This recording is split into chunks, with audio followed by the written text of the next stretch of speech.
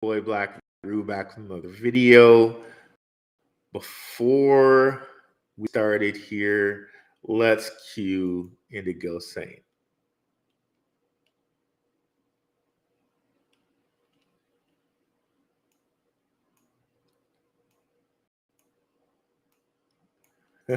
One second. I can't find it. We're gonna cue it. It's just my mouse sync skills are the worst. Let's go.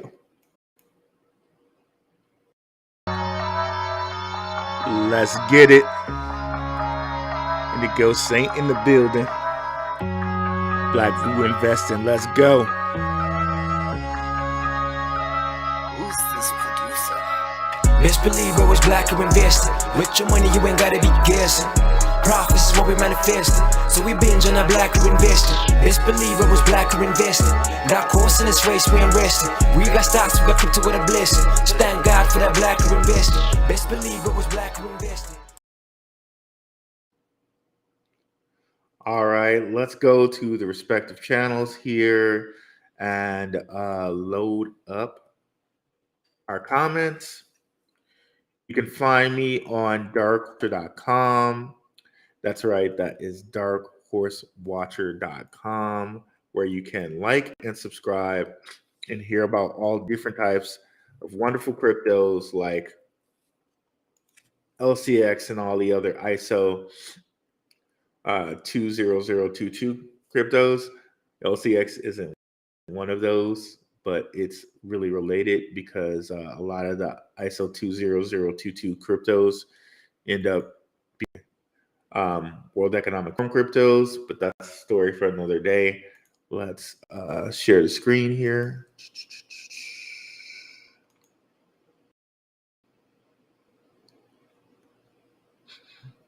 Entire screen, share audio, boom, boom, boom.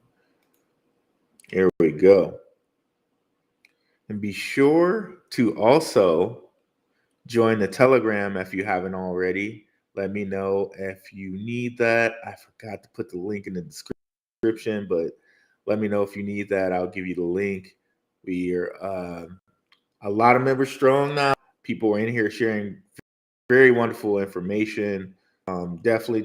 If you haven't joined the Telegram, please come on over, join the Telegram. Wonderful way to get a lot of information, and it's completely free. And just had another patron sign up. If you're interested in the Patreon, we got the Patreon for Luffy. And we Patreon members just stay out here winning. Just so many wins. I'm sure they'll come up in the show. We'll talk about them. And yeah, so let's over here and go to the various channels so we can get the comments. Hodling versus swing trading. This is a comes up. What's better? What does what do you do? And is it altcoin season? Explore these topics. And as always, we'll have a question and answer session at the end of the show. So if you have any questions, just go ahead and put them into the chat. Get to them.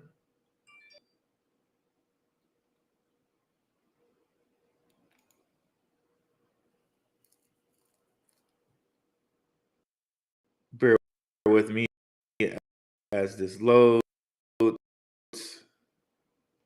Also go to the channel and the crypto side as well.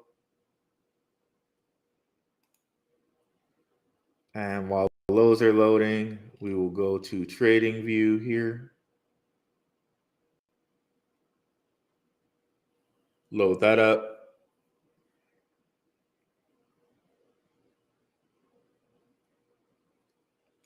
Okay, both are loading. So it's taking a little bit.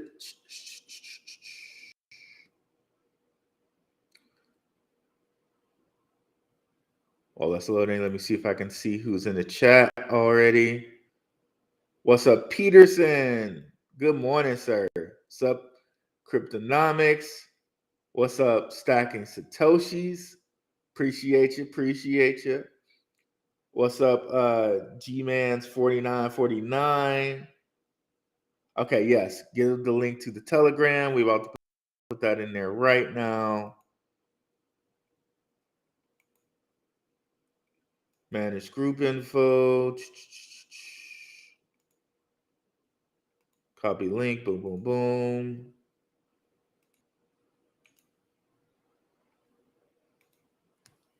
Okay, link to the Telegram is there. What's up, Marcus Walter?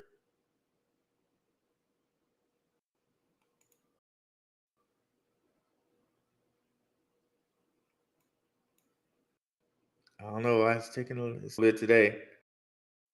So Peterson just joined. Appreciate it, bro. There. What's up, Marcus?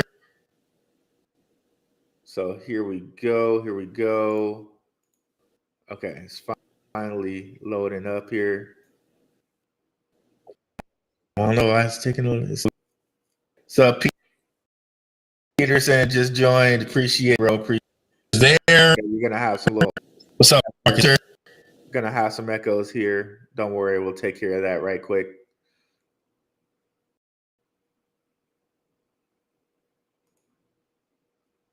What's up, Super Mario or 11 Super Mario? Here we go. Okay, here we go. It's finally live over here. Okay, perfect. Sierra Group Patreons in the building. What's up, Barron's Crypto? I just did a collaboration with Barron's Crypto. He does some of the best TA out there. Definitely check out my man Barron's Crypto. What's up? Beautiful Saturday here in Arizona. Let's get into it. And oh, by the way, guys, I just did a show. If you guys are not aware, I have the Crypto and Conspiracy podcast that I do on Apple and Google Podcast. We just did a wonderful show, very downloaded, like at least 20 downloads now, about money is sacrifice. I did this with Slick Dissident and homie Romy from Rising from the Ashes. So definitely get on Apple and Google Podcasts and check that out. There is a visual version of this show. It's on Rockfin, but I'm doing this thing where I'm doing premium. Like, you have to sign up for the Rockfin subscription to get the visual version of the show, the Crypto and Conspiracy Show. So FYI, I got alternative content. It's Crypto and Conspiracy. You can find the visual version on Rockfin, and the audio version will always be free on Apple and Google Podcasts. It was a banger of a show. Apparently, people like it because they're downloading it. Definitely check that out if you haven't already. Okay, so let's get into the crypto content. Here, let's see what would be the first place to start. The first place would be, okay, I was thinking hodling or swing trading. People need to know that, right? But people are talking about, okay, is altcoin season here? Now, one thing I want to look at for us here is that what's been happening this year is kind of strange in that when Bitcoin hits its little pullback, a lot of the altcoins start to actually going up. It's a little strange because usually altcoins move in unison with Bitcoin. So right now, Bitcoin's begin it's a little bit of a pullback, just a little bit. Remember, we said the solar eclipse is coming up 420. Okay, so we're 5 days away from the solar eclipse. Bitcoin, at least on the hour chart, is kind of moving sideways. I really think on a solar eclipse, not financial advice. I'm not a financial advisor. This is what I'm thinking. With the solar eclipse on 420, we see Bitcoin head up from there. Remember, In May, there's a lunar eclipse, May like 5th, I believe it is. I think we see Bitcoin do a pullback from wherever it goes with this solar eclipse. Okay. So that leads us right into the conversation of hodling versus swing trading. You always think you need to do one or the other, but honestly, what I do personally is a bit of a mix, right? And on the case of hodling, let's just pick out a certain coin here. Let's go with XLM, okay? So to make the case for hodling for XLM, right? If we come, let's go to that day chart. Day chart.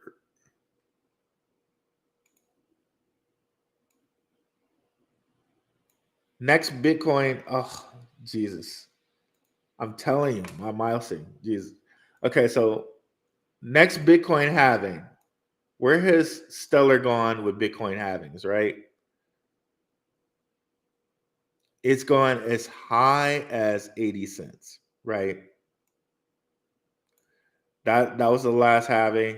This is the last halving before that. As high as 92 cents, right? So maybe this is when we want to hodl, right? But if you're a swing trading type of person, right, you want to find cycles, and they're all two different types of cycles, right?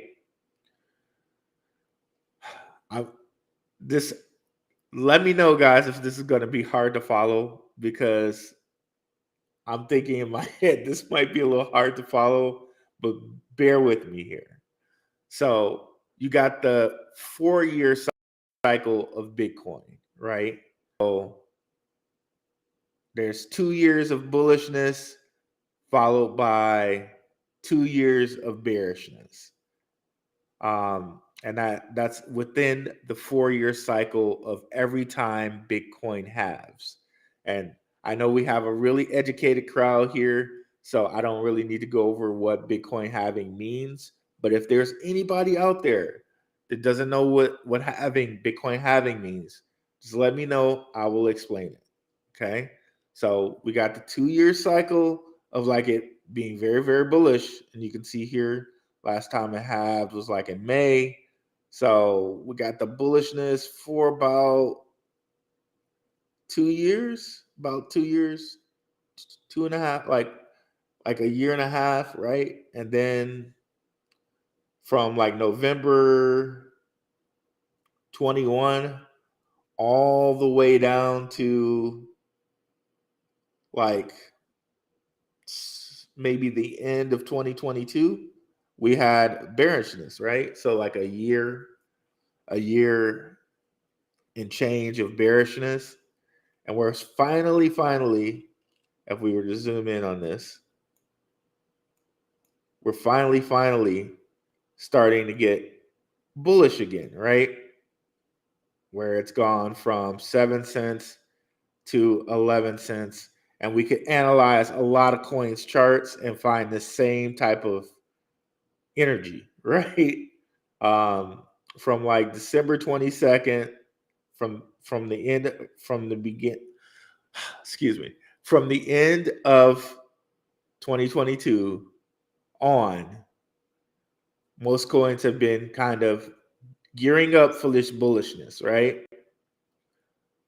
But let's say you wanted to be a swing trader. You're looking more in like the hourly type frame, and you're only holding on to things for like a day or so, or maybe even, a couple hours. You could go with the RSI cycle here, right? From when things are sold to when things are overbought. You could play those cycles. One could play those cycles.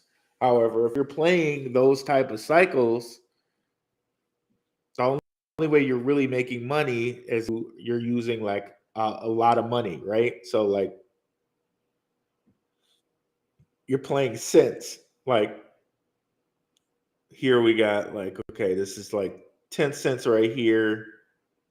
Right here, this is like 8.5 cents. So that's a cent change, which is like what, 20%. So you could make 20% here. How much money would you need for 20% to make a difference, right?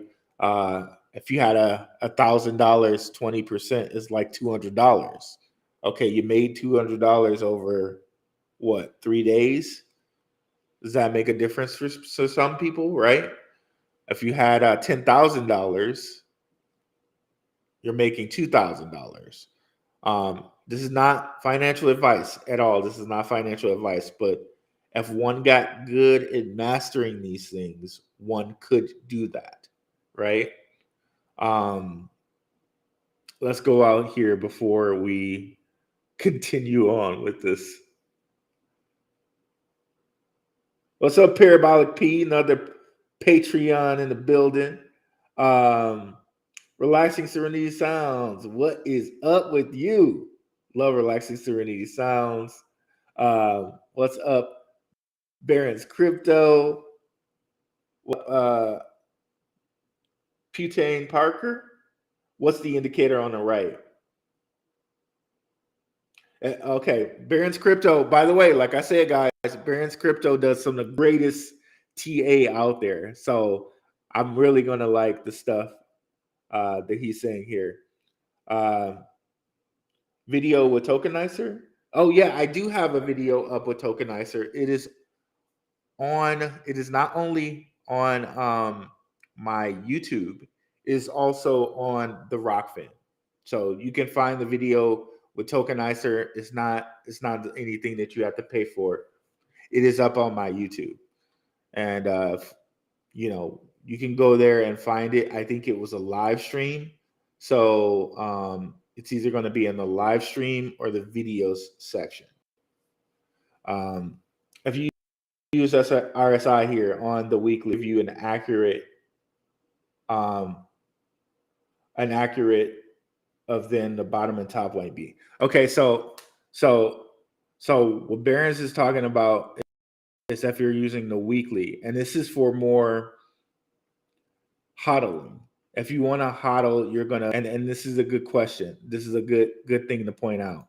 It's all about the time frame, right? So when I went in the hour time frame, this is for someone who's going to do more type of swing trading because you're looking to take advantage of moves in the hour. So you might take advantage of a quick move that happens in 2 hours if you can anticipate it, right? What would be a good example of that? Let's look at Icon for a second. This is a LCX partner.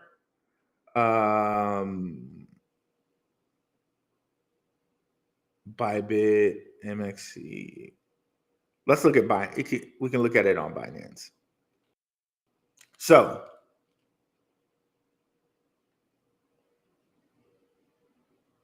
Thursday, the 13th of May, it went from 29 cents to 38 cents. So 29, 38, that's like a 33% move, right? Someone could have decided, okay, I am happy with that 33%. Depends on how much money you're investing, right? Like if you invested $1,000 before this happened, right? And you could have seen, okay, hey, this is at oversold. When you generally get to an oversold point, your buying is going to come back in at some point, right? So you could take it from there, like, okay, and hey, boom, it moved that much percent. I'm done. I'm out. I'm taking my $300 because 33% of 1,000 is basically $333, right? I'm out. But if you're looking at the week, like Barron's is suggesting here,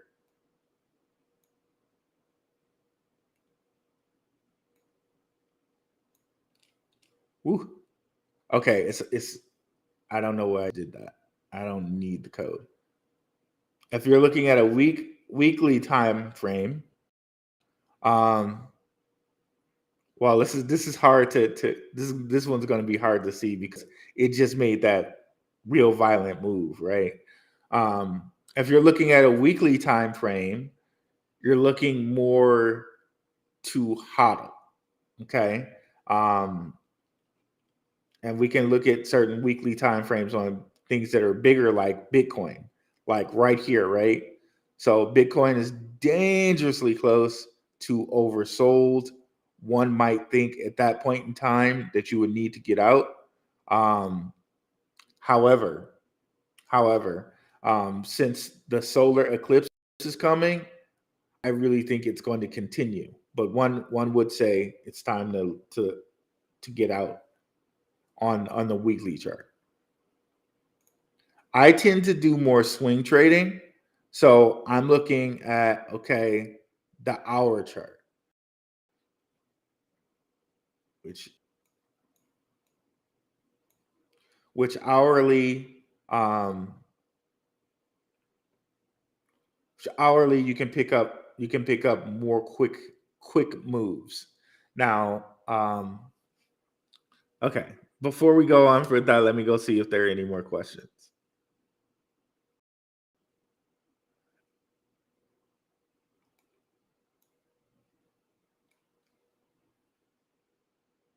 Like tax paid. What's up, Blues Batteries? What's up, Crypto Talk Now? What's up? My guy Max in the house.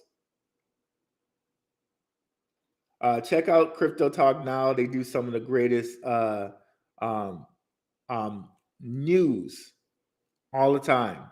Nightly news, by the way.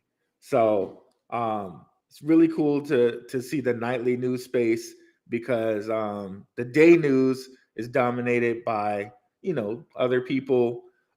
We won't name any names for day news other than Gentlemen of Crypto. Gentlemen of Crypto always give you the great news daily, and of course, right now we're kind of simulcasting both on Gentlemen of Crypto and Blackrue Investing, right?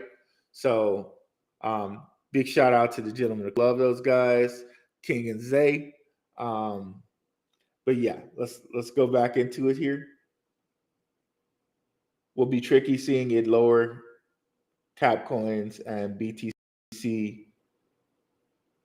Total market cap will be very visible. What's up, Kid Grayboat? So let's get back into it here. Now, is it altcoin season? I would tend to say to excuse me.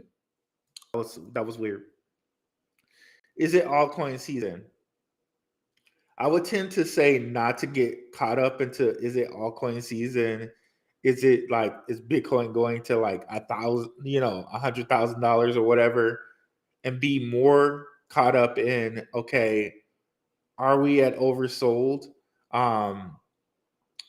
What different sectors are hot right now? What are the solar and lunar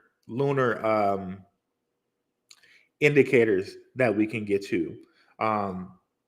Again, it all goes back to the cycles, right? We already know with Bitcoin, we have like a known cycle, okay? And the known cycle for Bitcoin, and this is just getting to the total least common denominator thing, right? The quick and dirty, what do I need to know to make money right now, right? We've already known with Bitcoin, we have predefined cycles, and you can see it with 4 years, which Satoshi Nakamoto or whoever that is, right? Built in every year's Bitcoin to have, and we will see a bullish time, right? That was actually more clear on the stellar chart, which I'll bring back up here.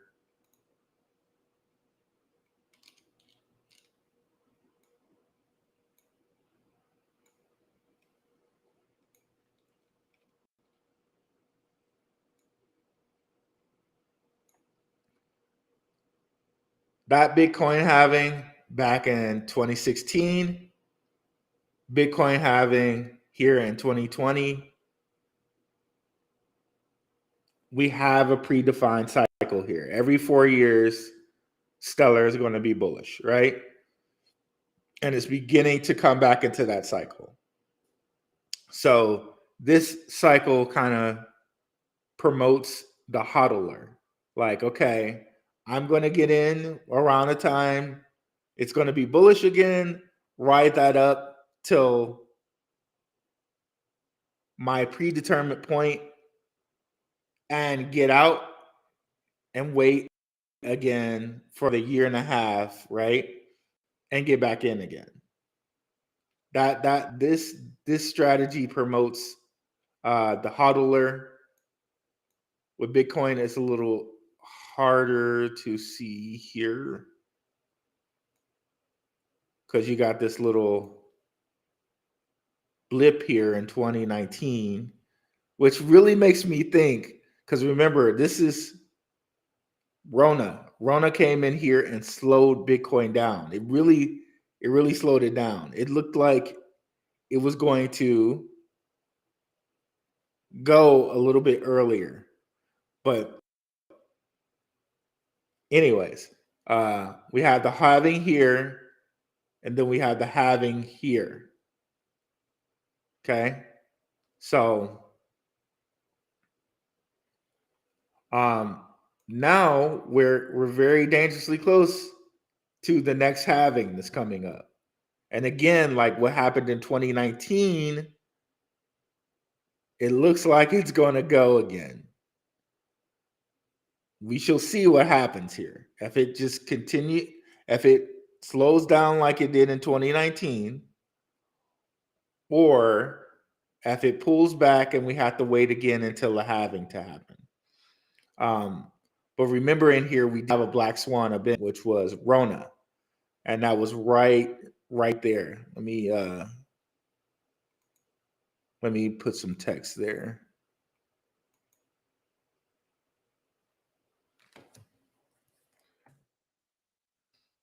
And Rona, you guys, let me know if no one knows what I mean by saying Rona, right? But that happened there, and it possibly could have slowed Bitcoin down, in which it would have went bullish before the actual halving. So that's that's really good to know.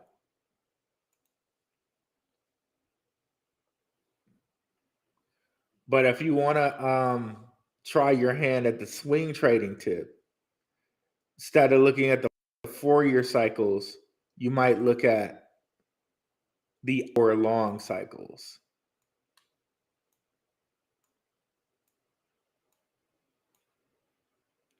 And that's basically the thing there. So hodling, you're looking more at the week and day time frame. Swing trading, you're looking more at the hour and like down to the minute time frames. And that's the big thing there. But one of the things I wanted to mention is what's happening kind of weirdly this bullish season is that whenever Bitcoin kind of goes on this little like low period, sometimes like right before Bitcoin's going to do something, we have things like a Casper or something like this. Like we'll have different altcoins that are actually going bullish when it's pulling back.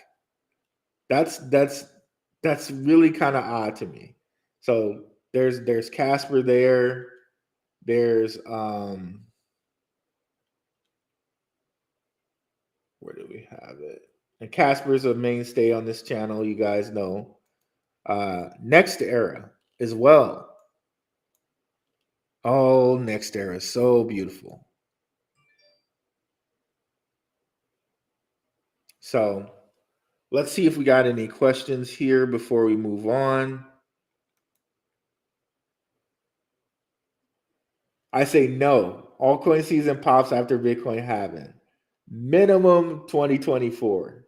Okay. Okay.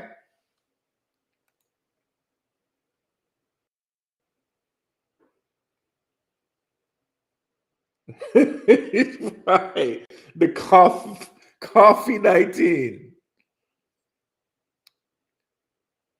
So this is how people make a living with crypto swing trading. Um, yeah, some people do make a living there doing stuff like swing trading. Um, it's more difficult to do it in the stock market because you have to have, I think, a minimum of it's either 10,000 or 100,000. I know that's a big gap, but crypto, since crypto trades 24 hours a day, 7 days a week, if you can just do it whenever, all the time. Um, and if you know how to take advantage of hour-long charts, hell, you could just do it all the time. Um, but I really caution doing that. You really have to really know what you're doing. But that's why I do have a couple different things for you guys on like charting and like the quick and dirty charting. Like it's not the charting like Barron's. Barron's does really in-depth charting. I'm doing the quick and dirty look. Overbought means this, oversold means that, Wyckoffs mean this, quick and dirty, least common denominator. Um, but you have to decide for yourself if least common denominator is good enough for you, or if you want to go way more in depth with it. Um, and for me personally, the more tools you have, the better, the better decision making you can have. But for me, the tools that work well and work the best are RSI, Wyckoff, um, GAN, and the lunar phases. Yeah, so, and also understanding a little bit of the esoteric in this. Um, which is why this is why the crypto and conspiracy thing kind of came about, because there is an esoteric point to money. There is a alchemy woo woo to money. It just is, and you can't. For me, at least, for me, you can't like understand really trading without understanding that. It's why you get the whole cycle thing, right? I'm trying not to go too deep into it because I don't want to be confusing it all. But you guys know how I talk about the hermetic principles all the time, and there's a hermetic principle of as above, so below. That's that's true, and it biblically you can see some things like that too. They go into different things like that. Different holy texts go into how as above so below is a thing, right? Um so just like Bitcoin has that timed for 4 years, we have timed cycles with seasons, right? Summer, winter, fall, spring, right? Cycles are things that happen in all of life, and crypto and different coins are not exempt from these cycles, right? um so hopefully that wasn't too confusing. But yeah, so with swing trading crypto, it's really advantageous because, or it's really awesome because you don't have to have this huge sum of money to swing trade.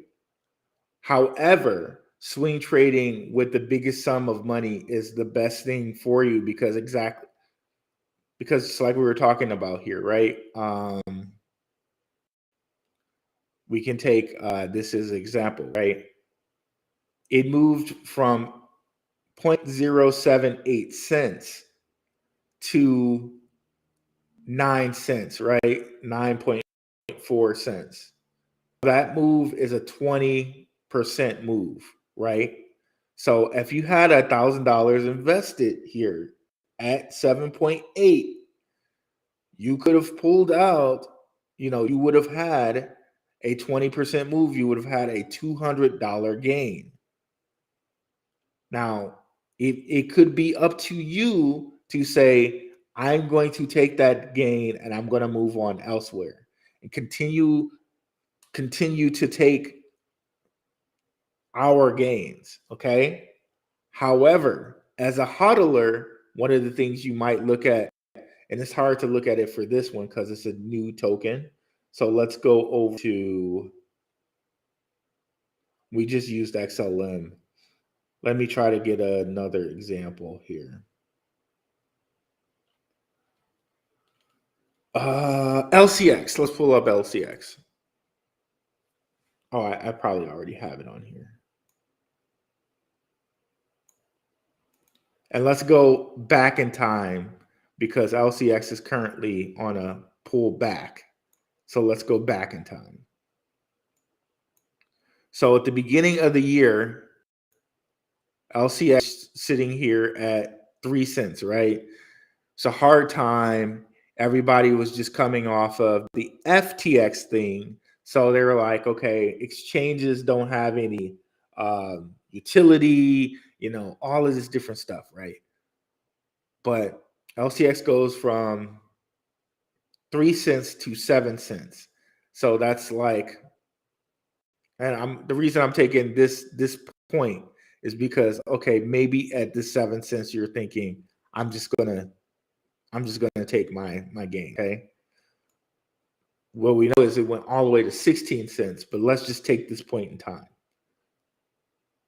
I'm going to take my 2x and move on and go elsewhere. However, if we go to the day chart, and this is something you have to decide for yourself as a investor. If we go to the day chart,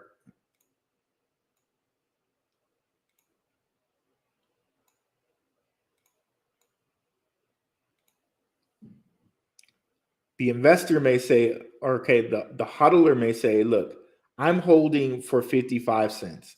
I believe that this thing can go to 55 cents. That's what I'm holding for. However, the swing trader, sorry about that. The swing trader, and we were just in on here from 0 to 7 cents. The swing trader may say, I'm going to take my 50% gain or my 100% gain, move on to elsewhere, and let's take that time gap, right? I'm so sorry, my mousing is so bad. It's I sorry, you guys. So now we're at January 14th. Okay, we're gonna move on to another coin. CAS. Let's move on to CASPA. So now here in March, that guy who was a swing trader says, okay, CASPA.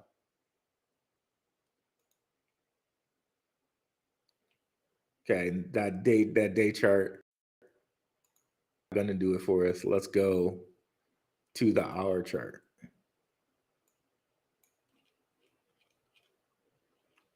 No, actually, let's go day chart. No. We're talking about a swing trader, so we need to do the hour. Sorry.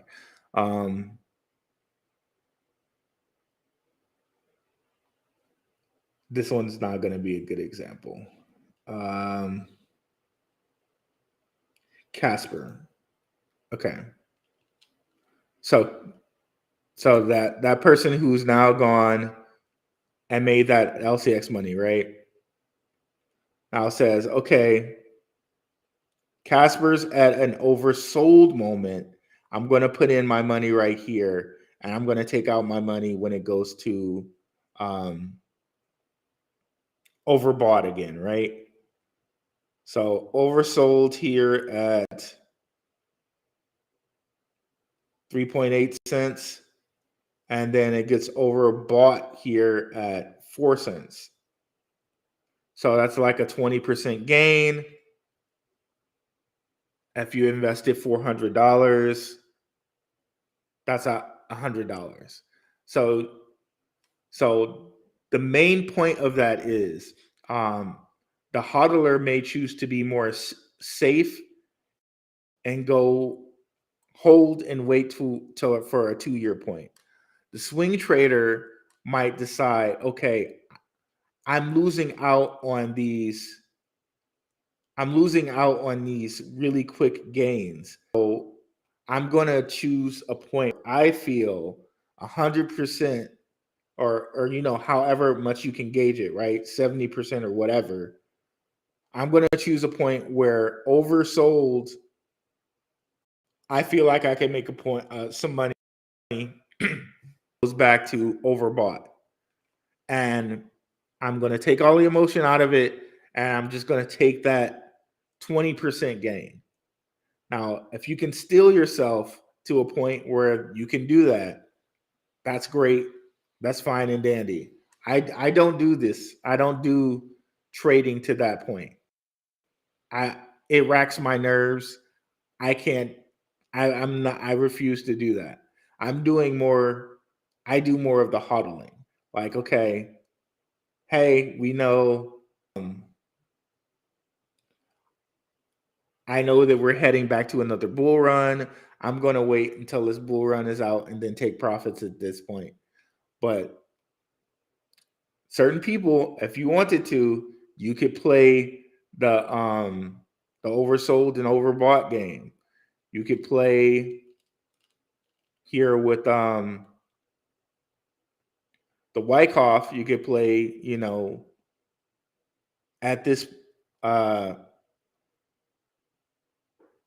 at this point in the Wyckoff, where it's to this, you could say this is oversold in a Wyckoff when you get to these yellow, to these red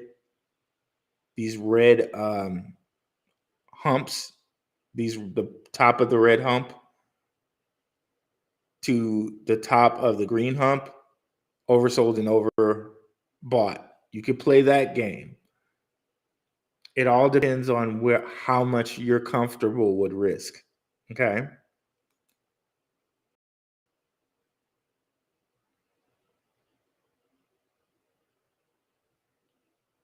XRP, do you do XRP, brother? Yes, I do. I do own XRP. Let's bring up XRP here. Personally, and this would be more the one with the huddle. And you play different catalysts, right? So with XRP, the catalyst here would be when the case ends. Let's take this out to like the 4-hour chart. So there's news for when they're saying like, oh, the case should end soon. And upon that news, we got a basic rise in XRP. Well, technically, it's close. It was close to almost 100% rise, but from 30 something cents to 50 cents, that's like what, a 50% rise? But if you're playing, some people could choose to get out right now with that 50%, right? However, if we go to the day chart, and you know the story of XRP, and you know what the plans are for XRP, and you know the type of people that hold XRP, you could play for the $2 here, right? But you got people out here talking about XRP to $13, which sounds ludicrous. But when you look at XRP's a member of the Digital Pound Association, you look at XRP and what it was meant for. You look at XRP and the on-demand liquidity. You look at all the different BRICS nation banks that XRP is in league with. For you, $2 may be like, okay, I very much expect even more than $2. So maybe for you, you hodl to the $13, right? And I know that sounds so ludicrous, right? It sounds so ludicrous, but if you could do if you've done all the different research on XRP, and we've been over it here before, right? We play Bearable Bulls channel. Bearable Bulls, a big XRP hunk. All he does is XRP videos. Definitely go check out his channel. You know that the things that they're preparing XRP for, maybe like just even saying $1 is like you're really underselling what XRP is meant for. So yes, I do XRP, and is 13 a possibility? A lot of people think so, and there are a lot of valid reasons why they would think so. But you have to pick your own point. You have to pick your own point that you're comfortable. I can't say that I have a point yet right now that I'm comfortable to sell. We'll see once the case is over, and where it pops after the case is over. I'm definitely going to de-risk some. I'm definitely going to say, maybe I take off 20% of my position or 25% of my position, and then see what the charts are telling me. But yeah, and that's another way too, actually. So when I say swing trading and hodling, I'm probably somewhere in between the middle of those. Like, is there even a word for that? Hodl, swing trade? It's all about de-risking in my mind.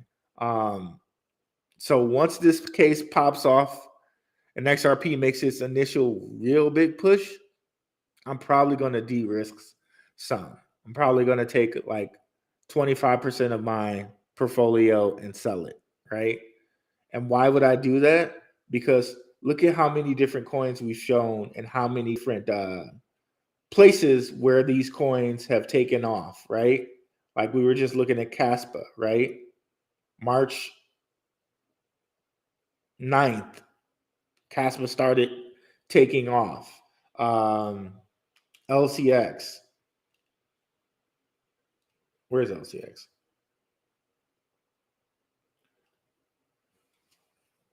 LCX at the beginning of the year, right? So basically, all I'm saying is de-risking really works because you can always go find the next thing that is at a low point, right? So right now, actually, LCX looks very good in that, like how it's pulled back to the 7 area. Looks like a good area to maybe start loading back into some LCX, right? But I was saying here, December was a great spot there, right? It's okay to de-risk and go find another area, another coin that's probably in ready to pop off. And as you can see here with LCX on the day chart, it's very close to oversold. So now is a great time when it's oversold to get back in, right? So basically, if you're only using RSI as a tool, you could play oversold and overbought all day long. On the day chart, on the hour chart, you could play that all day. all day. It's just, what do you have an appetite for?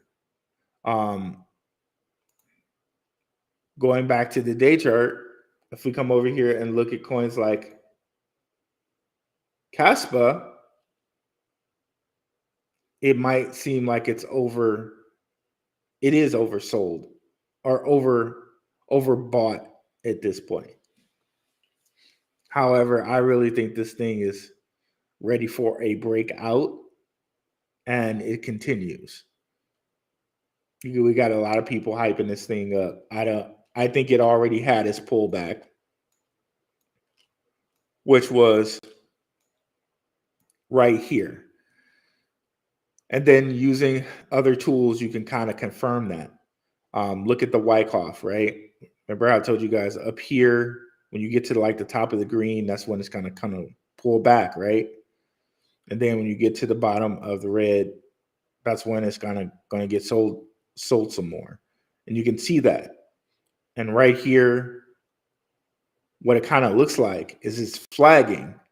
This is a bull flag, as if it's going to continue on for more, right?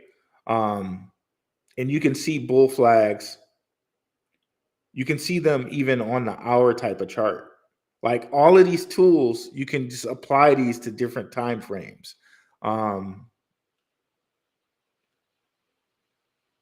Let's go look at the hour time frame of what's something that just broke out on the hour. Next era. Let's see. Next era.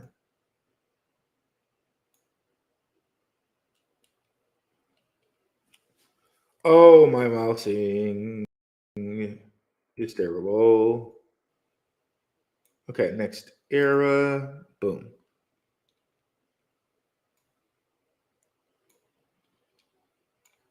Okay, that one's a little bit messier, but you could kind of see a bull flag right here, right?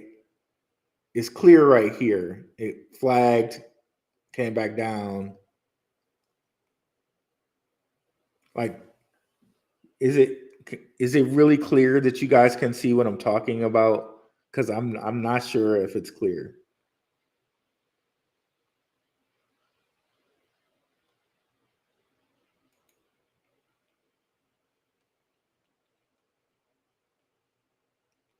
Again, you can kind of see the bull flaggish type of behavior here. Went up here, flagged for an area and broke out. It gets clearer when you put it on certain other time frames, but please let me know if what I'm saying is clear.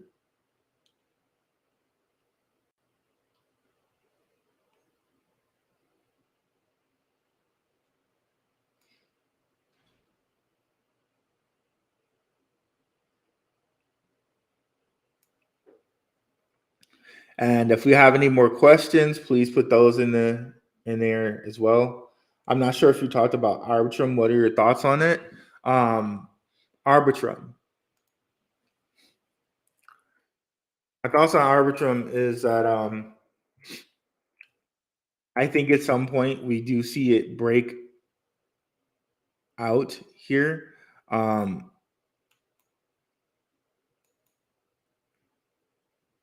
As far as technology goes, all of these ETH layer 2s, they make ETH more scalable. I do think there's better, quote unquote, better deals out there right now than Arbitrum. Like I would prefer to put my dollar, what is it at now? Like $1.50 in another area.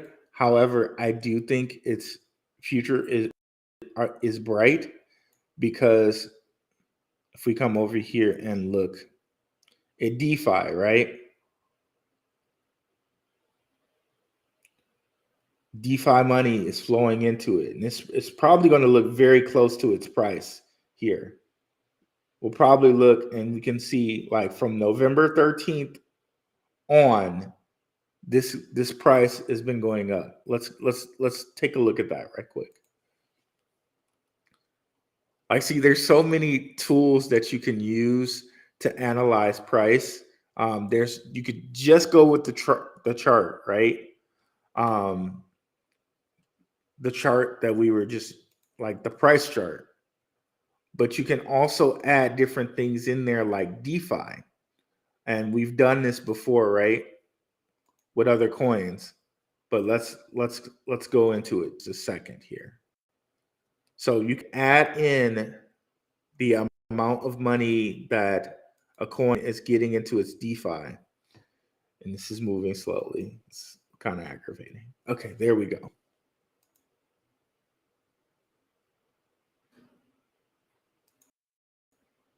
And I'll show you guys what here.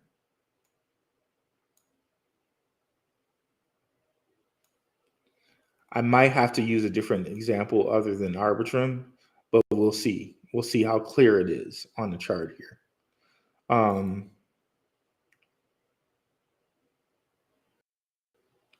Okay, it's not with this one. Oh, sorry guys, my mouse. So let's see. Last 3 months, it's not going to show. Okay, let's use another example because it's not going to be clear with this, and we'll get back to Arbitrum. Let's use Conflux as an example.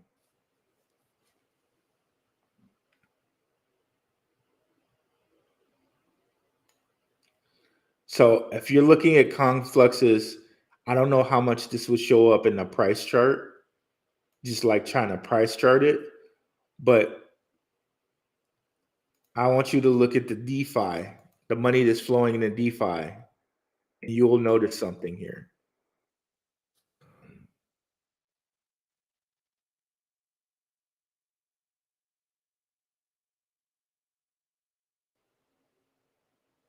Okay, it's because I'm on Arbitrum. I need to go to chains. 1 second. Let me just load the charts and then you'll see exactly. I don't know about you guys, but I'm a visual person. So when I see things, when I see the visual of it, it really clicks for me. So Conflux here.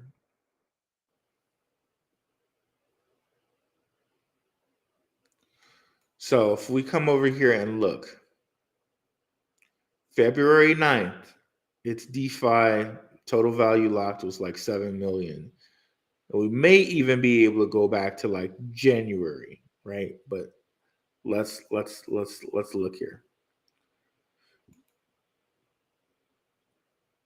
So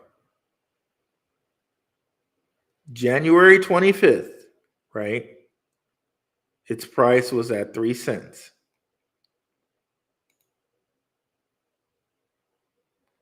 Now, if we come over and look at its DeFi, it goes right in line with the amount of money that's locked up in its DeFi, its price. Can you guys see that? Like, just how much that matches. So if you had been aware of all the money that was flowing in its DeFi, you would have known that its price was going to see this type of boom, right? So it's just another one of those tools that you can put in your tool basket to be very much aware of a coin's DeFi price, and how much DeFi money is going into a coin. And you can use DeFi Llama as a tool for this. If you come over here to chains, you can watch different chains like Conflux, and you can see how much money is going into their DeFi every day, every week, every month. So chains. So you can see that they separate it more by day, 7 days, a month. They also do that with just DeFi platforms in general. And you can monitor platforms in general. And that's another tool in your belt. Just like how we just mentioned the different tools with RSI, with RSI being like oversold and overbought at different time frames, right? And we just mentioned the Wyckoff tool and how at the top of the green you're going to have a pullback down, and at the top of the red you're going to have pull back up eventually, right? We didn't get into the GAN fan. We won't get into that, I guess, today. Um, Definitely go check out my videos and I get into the GAN fan. And the GAN fan, the biggest thing about it is that it's just a resistance, and better resistance than just using a straight line because it goes over time. So I guess we got into it a little bit.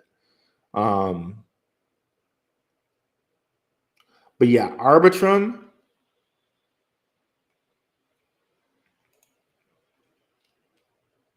I'd rather put my money in other things because I'm not. I think it has a bright future, but where do we go with this one? Um, there's no price. We don't have any. We don't have a chart to kind of say where it's been. You know what I mean? Like everything is new for this.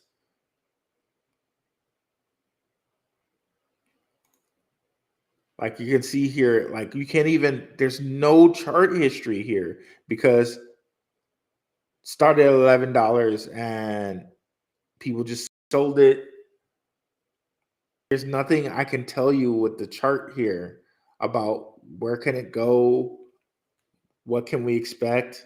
That's just the hard point of Arbitrum. Um, yeah, maybe it could go to $4, $8. Um, I can't really tell you here with this chart looking like this. Um, but one of the things I guess you can do is look at, okay, what are some things with 10 billion supply? Um, and where are those things? What are some layer ones or layer twos with a 10 billion supply? What do those look like? Well, let's look at some layer ones and layer twos that have around that same amount of supply and see where they're at right now. Let me see if I can think of something with that big of supply or around that same supply. Well, there's Algorand. Where did Algorand go?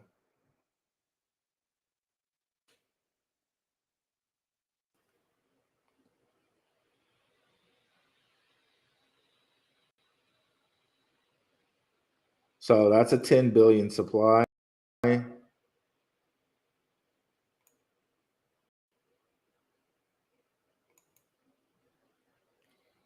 Algorand was about as high as $2.50. That's one comparison there.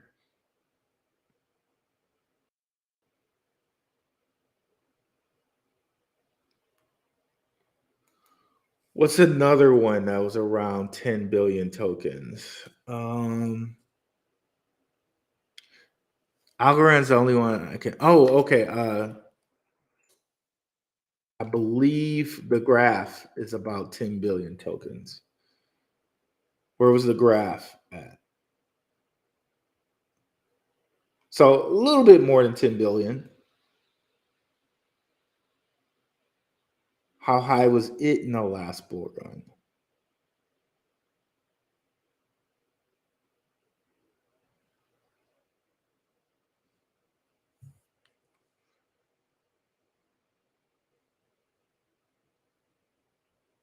So I mean, that's another way you could kind of look at it. It's trying to load here. But for me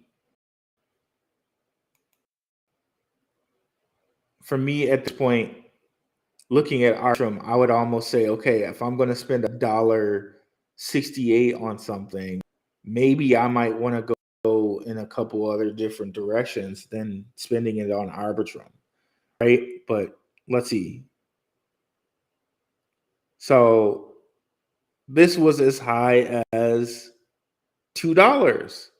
And I'm not sure if you're familiar with the graph as a project, but look at the graph. That might be something I would choose to spend my money on instead, because it's at 17 cents. It was as high as $2. Why go spend money on Arbitrum and you don't know where it's going to go? Maybe it doubles, but here with the graph, you have a possible, what if it gets back to $2? Hell, if it gets back to $1, that's 15 cents. So that's like, let's say it's around 15 cents. 15 times 2 is 30. 30 times 3 is like $1-ish. So you got a 7x here, possibly. I think I would go in other directions other than Arbitrum.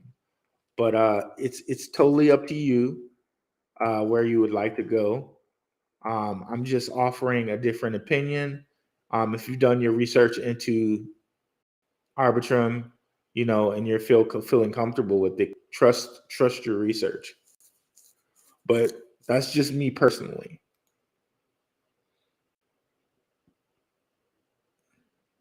So, blockchain bully, Janin Hayes. Am I missing comments over here?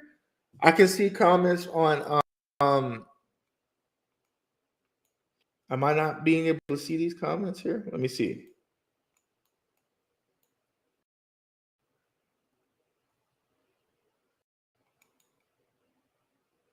Okay, there we go. They just came in. All right.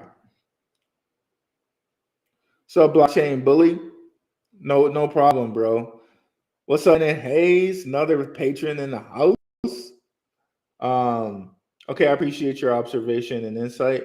Algorand was the other token I asked you about when I was last on. Okay, thanks. Oh, no problem at all. And I'm not saying not to invest in Arbitrum, because I used to hate it when certain people would say different things and I didn't follow my feelings on stuff. And I decided not to invest in it because someone told me something different. Like, seriously, if you feel comfortable in Arbitrum, and you've done your research and you think that that's the next big thing, totally go that way. I'm just offering a different option, a different opinion, and not financial advice, but just something different to consider there.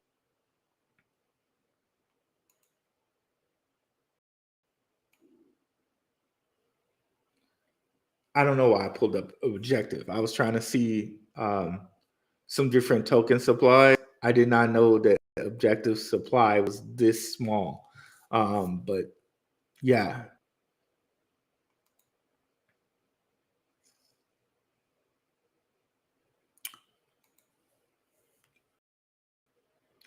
So as far as altcoin season, people that altcoin season has started, I say it's been started. It's been started a long time ago. Like, it started the moment, and if you guys have been keeping track of the show, I've been this for God knows how long, like months and months and months and months and months. It started when things were boring with Bitcoin, when Bitcoin was sitting at like 15K. That's when altcoin season begun. And you can see that with countless many of coins. We can show you how since Bitcoin was at 15K, coins have taken off since then. but there's still some bargains out here. There's still some bargains out here. Like the one we were just looking at, the graph. There's still some coins that haven't moved as that much, but most coins have moved in relation to Bitcoin. Like how Bitcoin has basically moved 100%, right? It went from like 15, 15, 9, 15, 6 or something like that to over 30. And a lot of coins some coins have moved that much. Some coins have not. Like what's the coin we just used as an example? Stellar. It was sitting at like 7 cents and moved. Let's do the day chart. That'll be better for this particular thing that we're talking.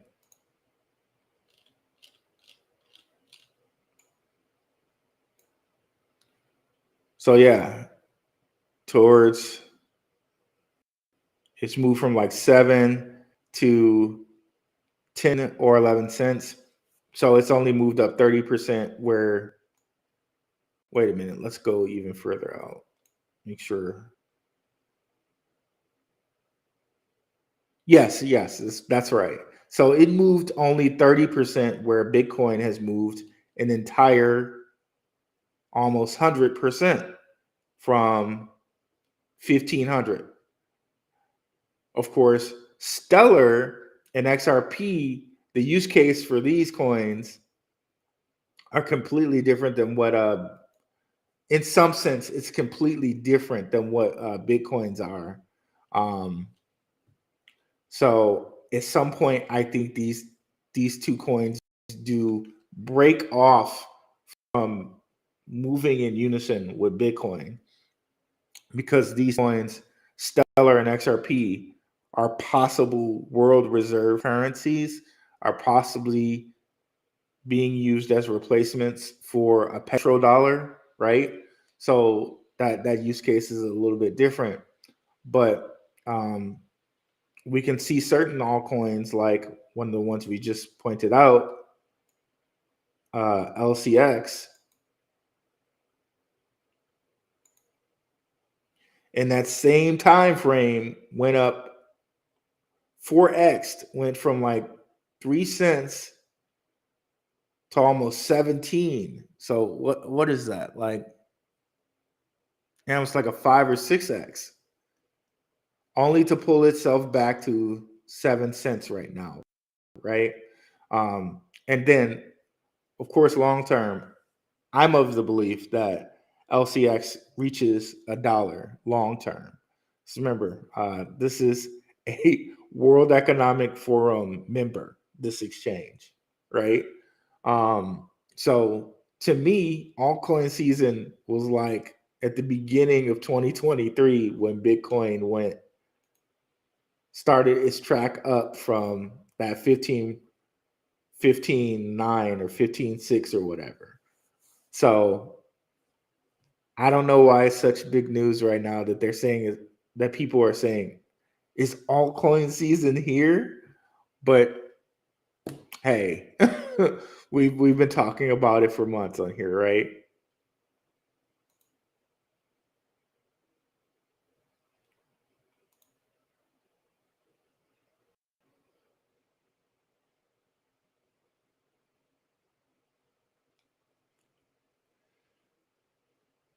Jupiter seems to have had a big reversal. I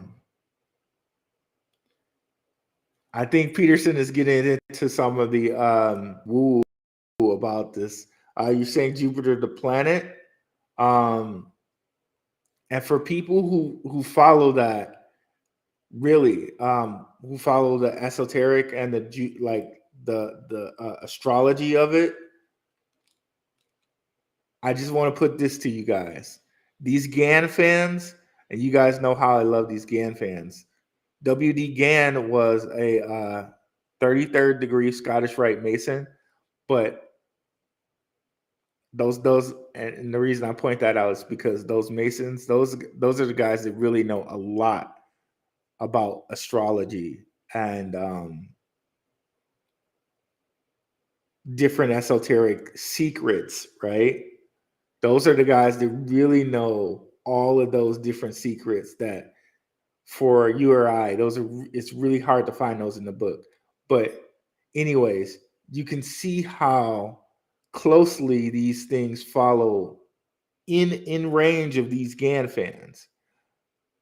And he created these things using astrology, using lunar cycles and solar cycles. This is where these things come from that he created. I also think that Wyckoff used some of those things to create his Wyckoff chart too, by the way. So when people talk about Jupiter and different things with Mercury retrograde and stuff like that, I know the tendency for most people is to just slub those things off, but those things do have an impact on the market.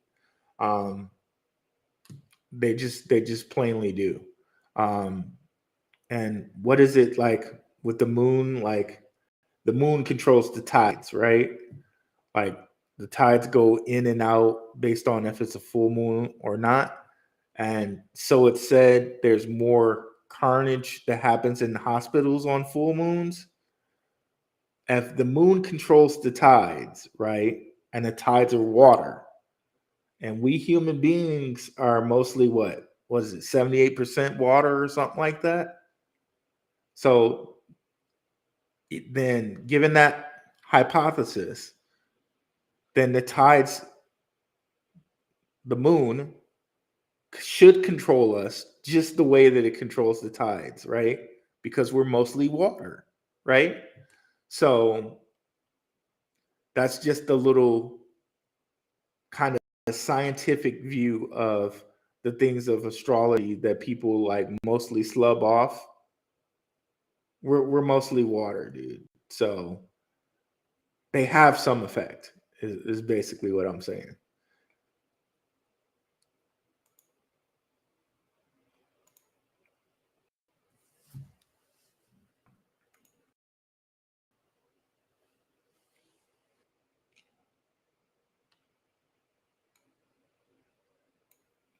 Ooh.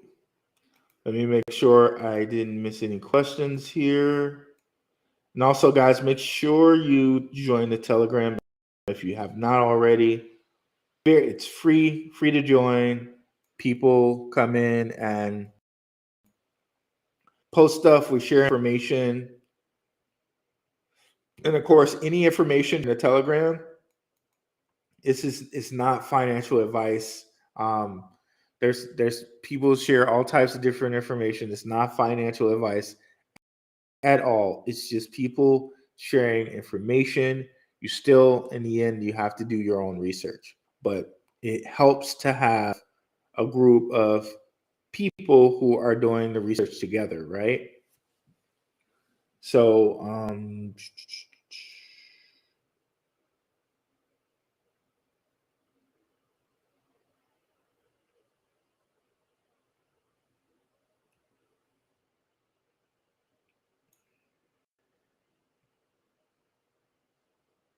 Flex just joined the Telegram. What's up, RA?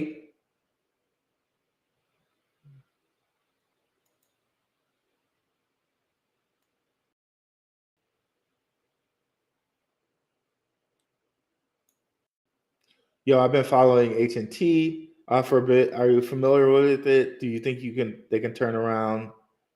They can turn the corner? Yes, H&T. So since the big move that H&T made that like seemed to be hugely questionable after what happened with Solana and FTX, right? So basically, I'm of the view of this. Solana's not going anywhere. It's just not. The big wigs that are invested in Solana, the powers that be that are invested in that aren't letting that coin go anywhere. So H&T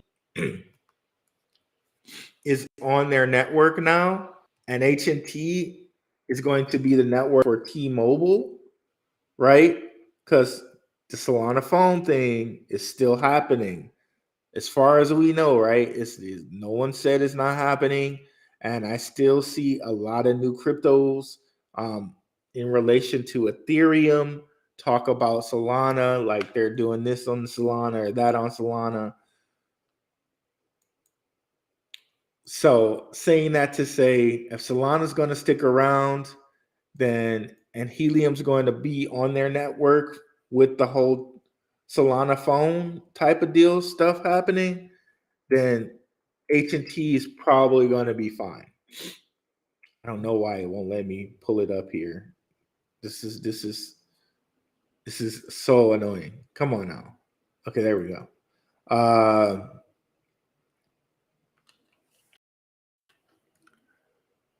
Now the kicker to this is though using a completely different coin for mobile.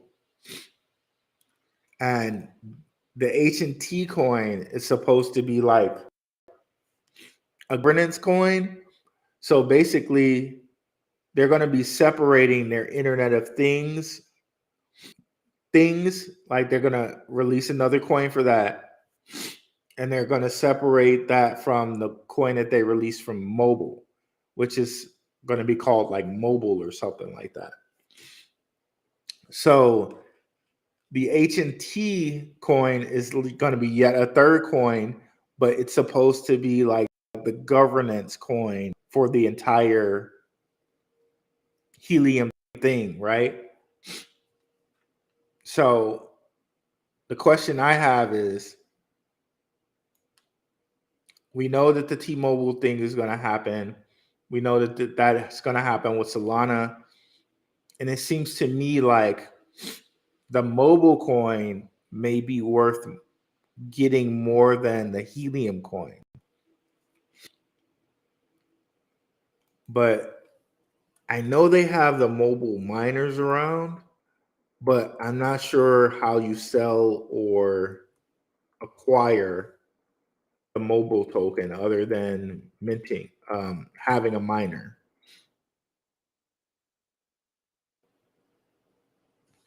Let me see. We can look it up right quick.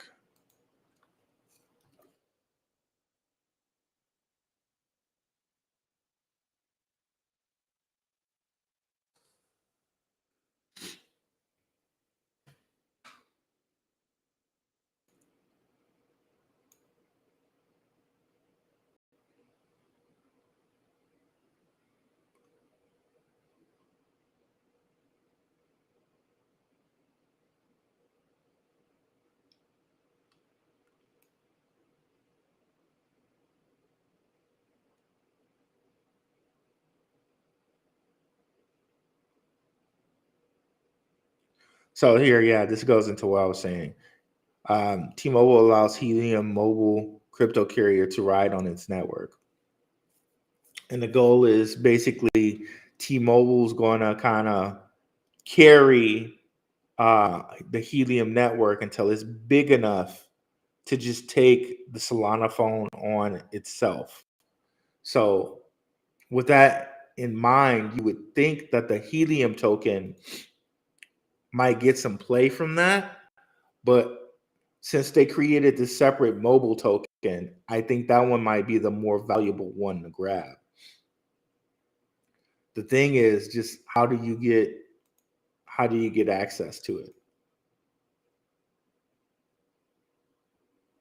So here it is. See, Helium 5G mine 5G mobile token. But where the heck is this mobile token?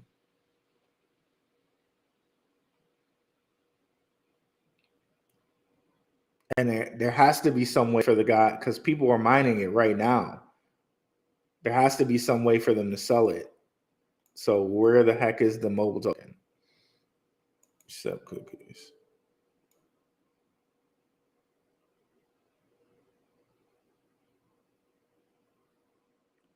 And here it looks like a miner that Parlay Labs is selling for you to mine mobile token.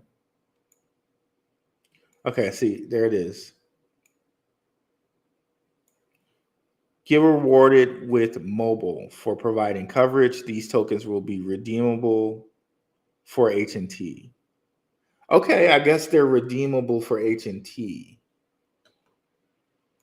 which is weird. Then why create the new token? I don't get that.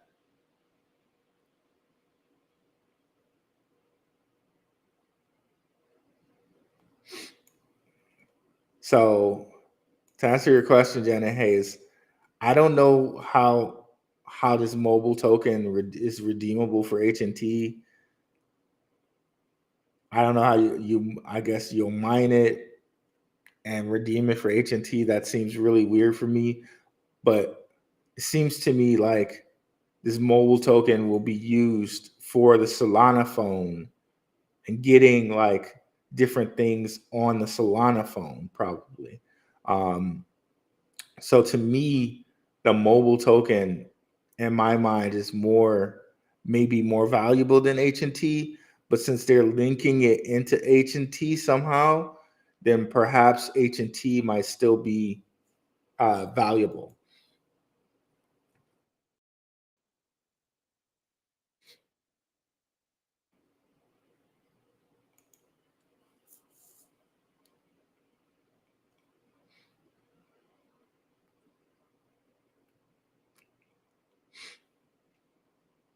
I haven't been watching it much lately,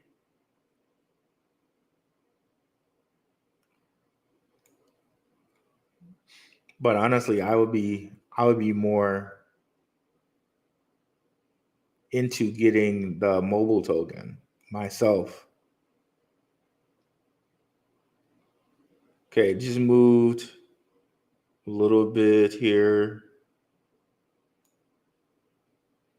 in April. Okay, so just went from 144 to 182. I don't know why I had this huge dip here though.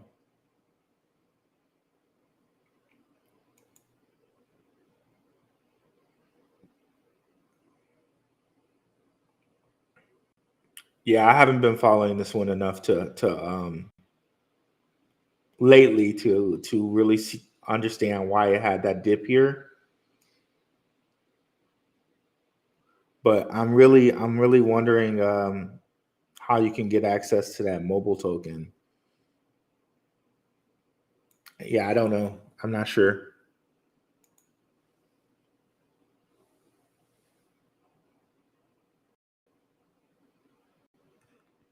People people out here losing hope selling their H&T miners cheap out there. Yeah, I think the new mobile token was like a push to drive adoption to businesses and brands. Dip was bad press about executives skimming money. Ooh, that's terrible. That's terrible. But I know Helium was in a real tough situation because once that whole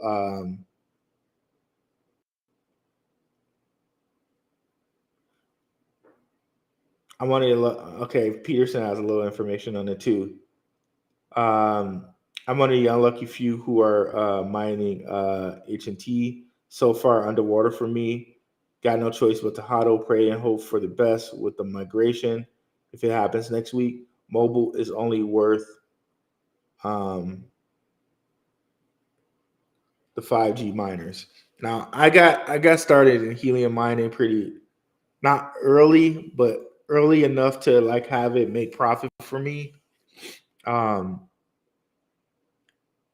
I made more than enough profit from my helium miner. Um, I still have my miner, but it's not mining for it's some weird reason why it's not mining. I won't get into it right now. But yeah, it more than made profit for me. Um, but when that whole Solana thing happened with and the whole FTX thing came down and like that was really hard for helium. Let me see if we could go back a year and see how they fared from that. Okay, the FTX thing was sometime around here.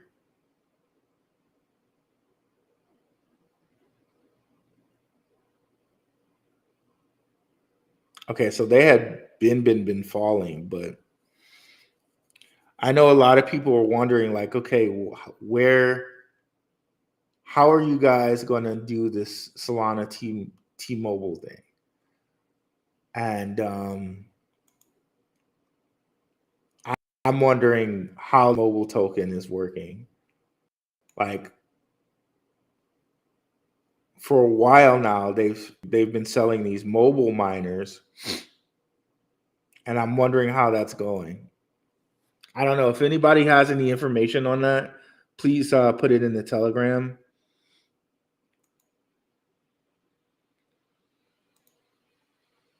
What's up, Ace?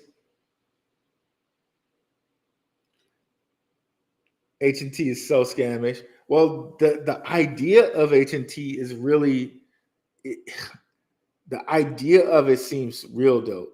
Kenneth Carter, the Telegram is dope. Appreciate it, brother. Appreciate it. Helium started dumping when everyone realized no one actually used the Helium network for data, and that they lied about the whole Lime Scooters deal. Oh wow. Well, yeah, I know you're kind of in this area, Ace. Like you do like telecom stuff. Well, I don't know. It's like, what's up with this T-Mobile deal? That's what I really want to know. What is up with that T-Mobile deal?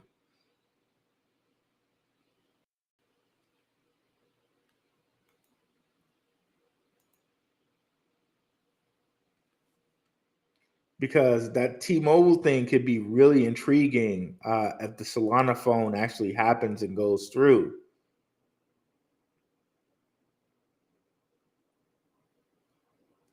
Like, to me, it gives a valid reason for their network,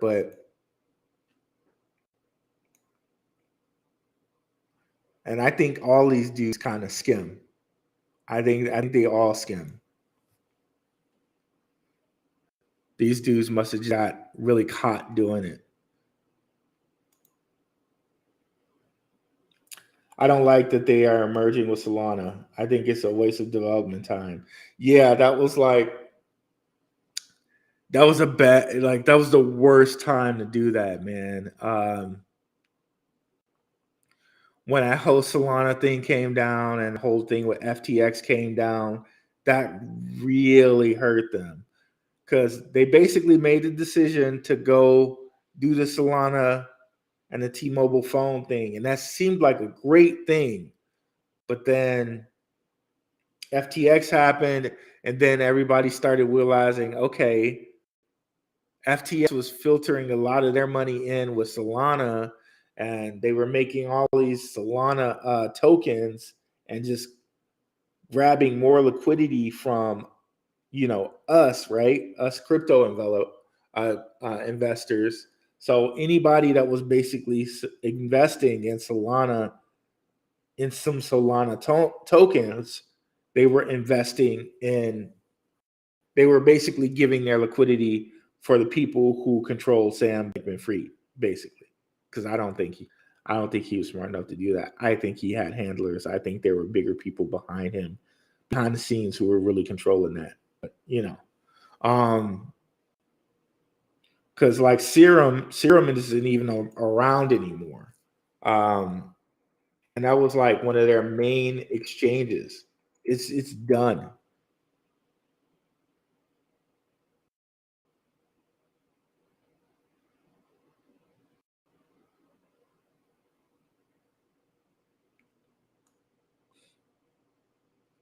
It still has price history. Or maybe it is still around, but I know for a while it was like frozen up and you couldn't do anything with it. Maybe now that they're talking about rebooting FTX, maybe something happens. I don't know. But Crazy, man. So once they made that move over there, like, okay, we're moving our network all the way we're moving it over to Solana, and that whole FTX thing happened. I'm sure they lost a lot of funding, a lot of funders. I'm sure a lot of people were like, okay, yeah, we're done with you, Helium. So I really hope this works out for him, though. I really do hope it works out for him. And that T-Mobile sticks to their plans and the Solana phone thing happens. But I don't see how anyone can invest in Solana knowing that Sam Bankman-Fried was doing the stuff that he was doing with Serum, and that he was like basically like filtering everybody's money out. And yeah, I don't know who would invest in it at that point.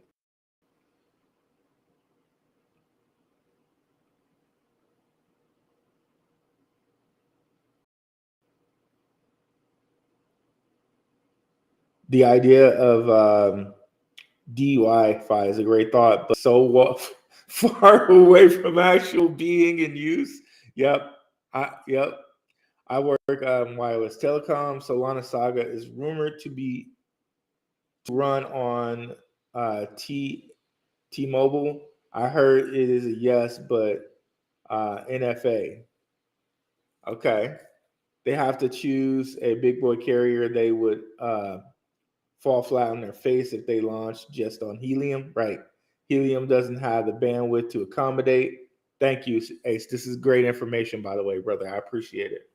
The Soul Saga phone is unlocked, though, so up to carriers to pick it up. Got you. I wouldn't touch Serum or Marinade. SBF dirtied them. Yep. What about ZKP protocol? I see Reggie follows them on Twitter. What's up, Italia Grape? I'll look. Yeah, let's look into them. Yeah, so launch beyond repair. I think it will have plenty of pumps though, and plenty of dumps. Yeah, it'll have pumps and dumps. And that, yeah, that's one of the reasons why I couldn't really get into Apatos either. Which it's going to probably have plenty of pumps and dumps, and people putting money into it as well. That's the sole reason I can't really get into Apatos.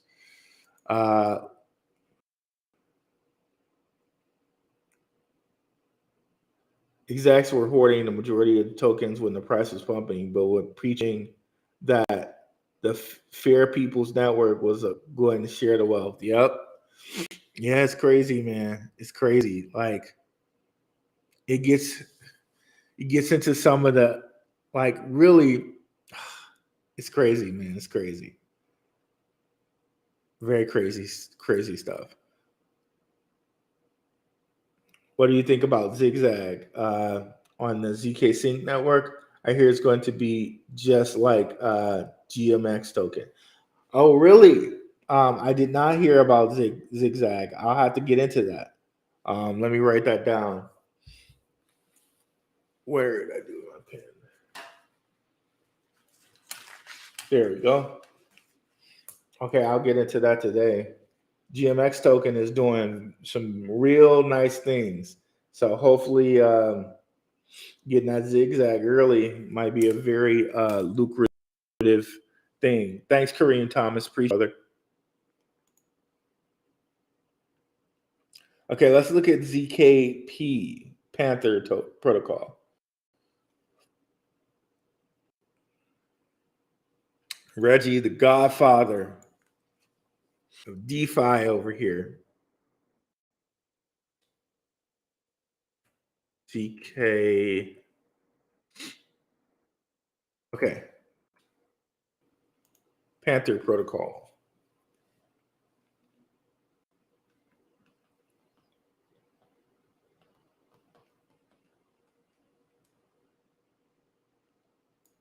Zero knowledge proofs. Okay. Ethereum.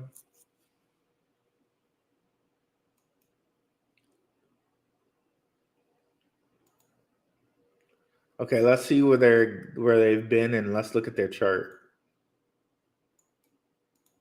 How old are they? Been around since 3/2/22. Okay. Okay. That's some those are some numbers right there. 3/2/22. 33 cents. That's something as well. Uh so let's see here. Um okay, so they're just chilling here at 3 cents.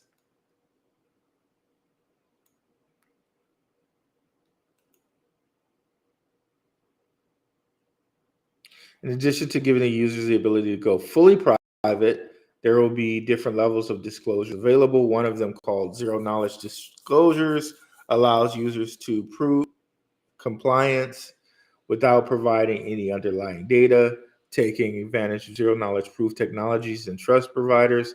This is a novel decentralized architecture for privacy and trust, and lays the groundwork for institutional players to come identify with mitigated risk, ready to be deployed. Okay, so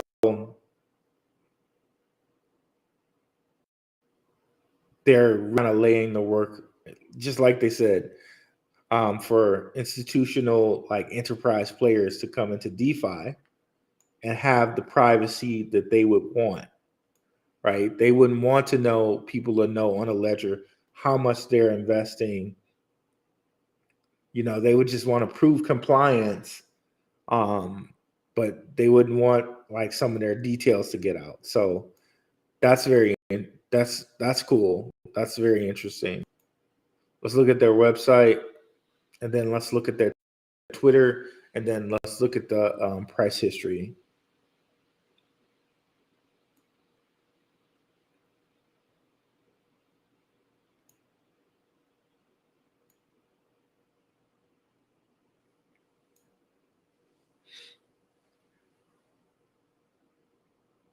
Okay. Building on a lot of stuff. Auron, which is changed its name now. Ethereum, Polygon, Flare, nice. Avalanche, Near. So you can see they're trying to be, because Flare, I really think Flare is all enterprise, right? They got ties to Solana, or not Solana, excuse me, damn. Ties to XRP. So all of these are like kind of like the enterprise.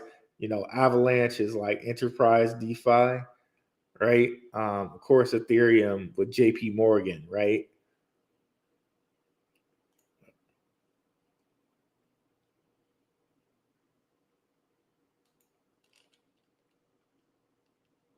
Is this the whole? I think it's still trying to bring up. Okay, yeah, I was about to say. I think it's still trying to bring up their site, and it's finally doing it. Okay.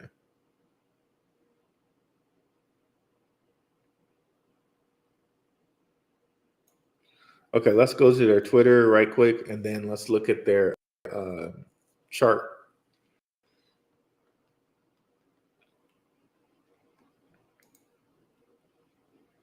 Oh, that's why.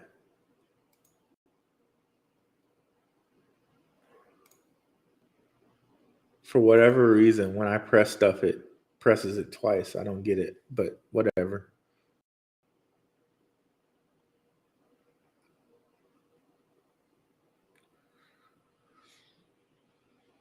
It's taking a while to load.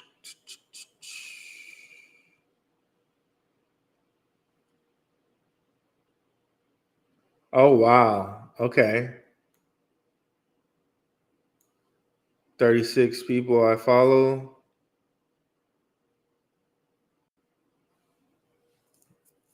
Premier Pioneer, Immortal Coin.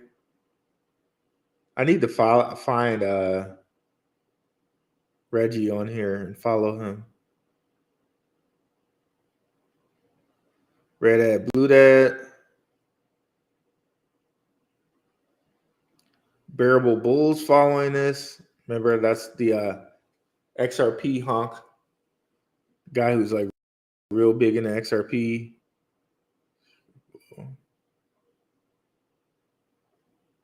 Okay, they have a pretty impressive list of followers.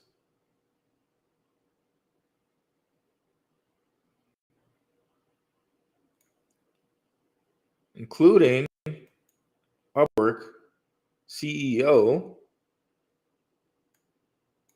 I could have sworn like I was following this guy's notifications. Okay.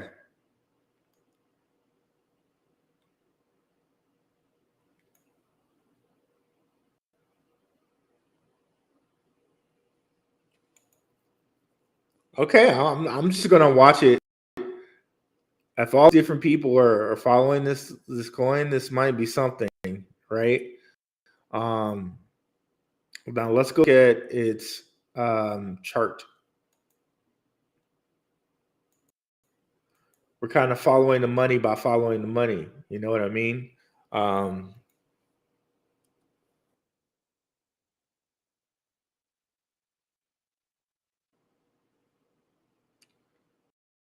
okay, let's look at see. Okay, just got listed on MXC not too long ago.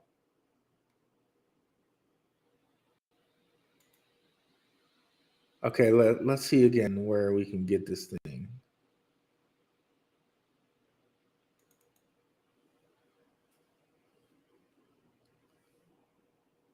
CKP. Bittrex.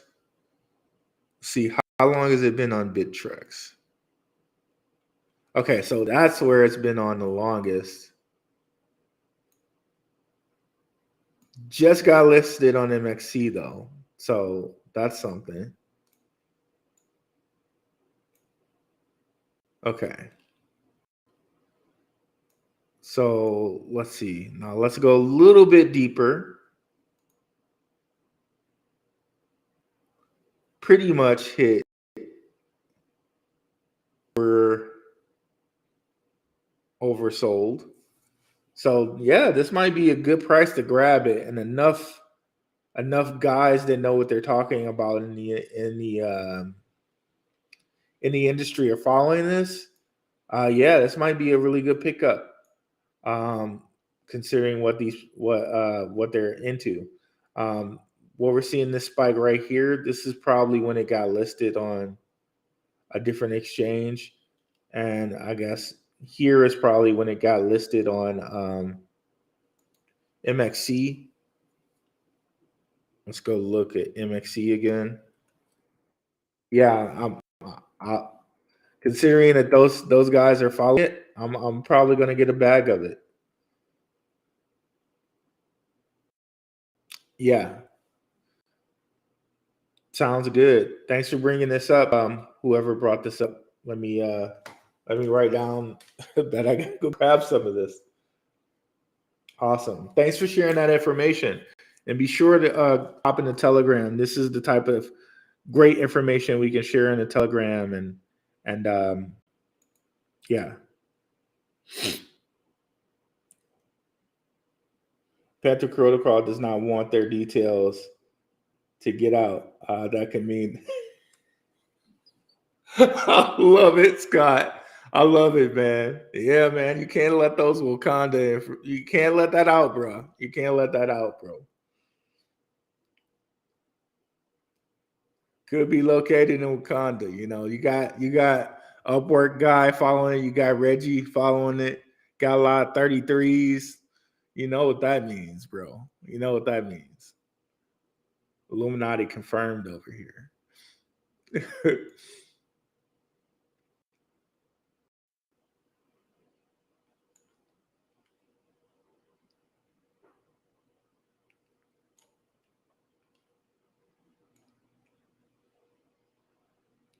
See, let's make sure again that we got everything.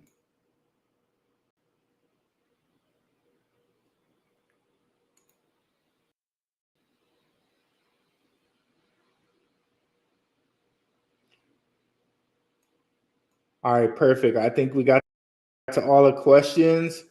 I will be here again tomorrow. You guys know at 7:30 p.m. Pacific Standard Time, and we'll reconvene for another episode. Thank you guys for making it out, and I appreciate the sharing of the information. Y'all have a good one, guys. Peace.